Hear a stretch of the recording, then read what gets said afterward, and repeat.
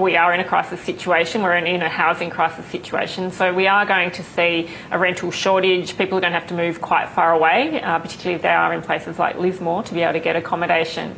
The impact on house prices, though, is more variable, and a lot of it has to do with where the property cycle is at the time, what's happening in the local economy. And when we look historically at what's happened, it really does depend on the area in terms of what happened following a natural disaster. When you talk about where, I guess, prices are in the cycle, Brisbane, our third biggest capital city, has seen huge price rises in the last year, up 30%. But those prime areas around the Brisbane River have, of course, been hit really hard by this latest flood.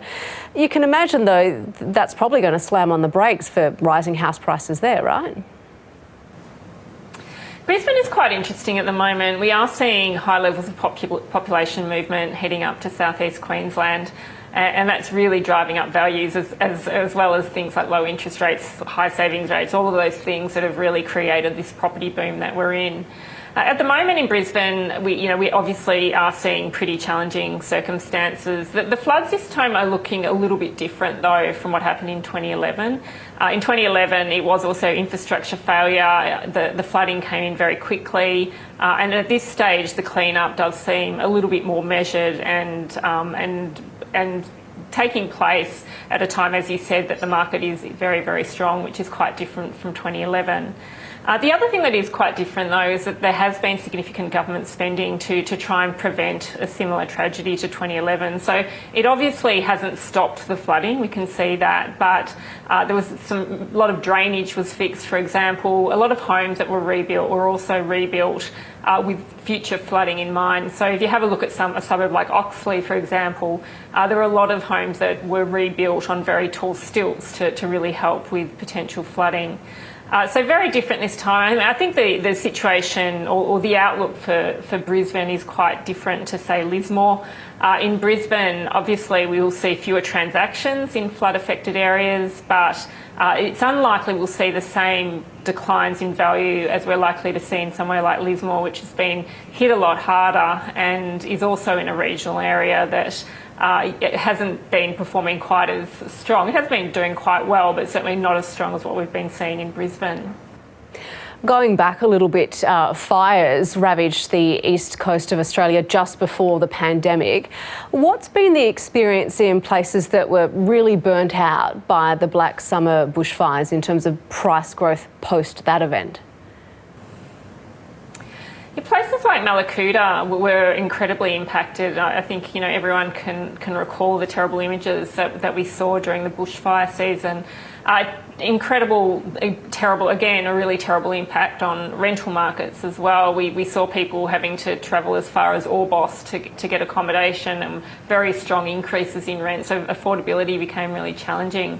But what happened after the bushfires is that homes did get rebuilt, and they got rebuilt in many cases better homes that were there prior, and as a result the housing stock did see an increase in quality over the past couple of years.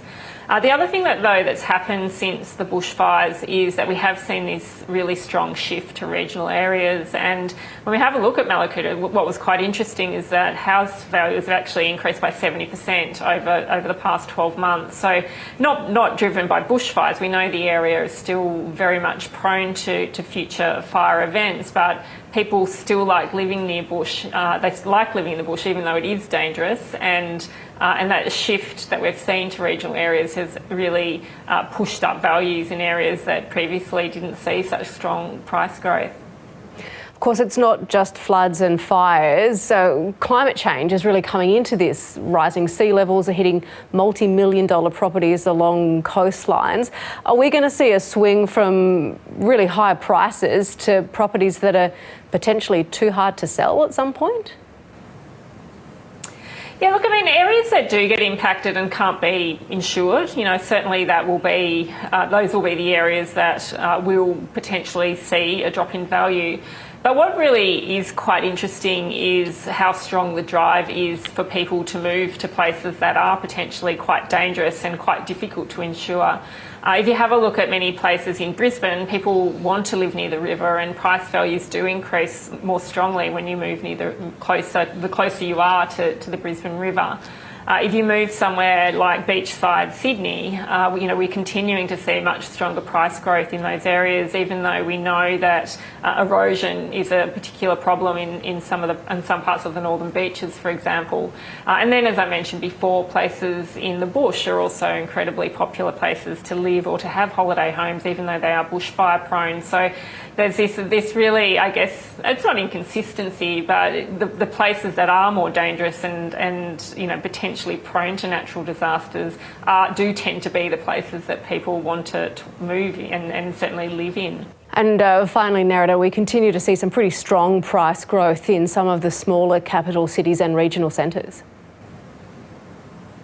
Yeah, regional Australia has been a particularly strong performer. Obviously, it's been driven by people working differently. Very strong demand for holiday homes have driven it as well.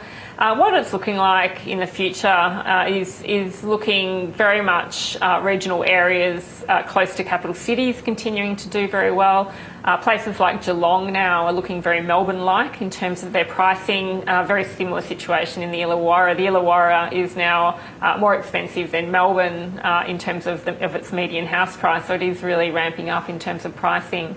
Similarly, Gold Coast, Sunshine Coast are now pretty much precincts on their own, and they don't hang off tourism as much, and they're not really hanging off Brisbane's growth so significantly. We're also seeing pretty strong signs in markets that have really lagged, and if you move up north to places like Townsville and Cairns, all those areas really took a long time to recover following flooding in the case of Townsville, but also economic downturn, and we are finally starting to see some movement there. So overall, regional areas have been major beneficiaries from the pandemic, and although we don't expect growth to be quite as strong as it was last year, it does look like it's going to continue for a bit longer. Nerida Conisbee, thanks for your time. Thanks for having me.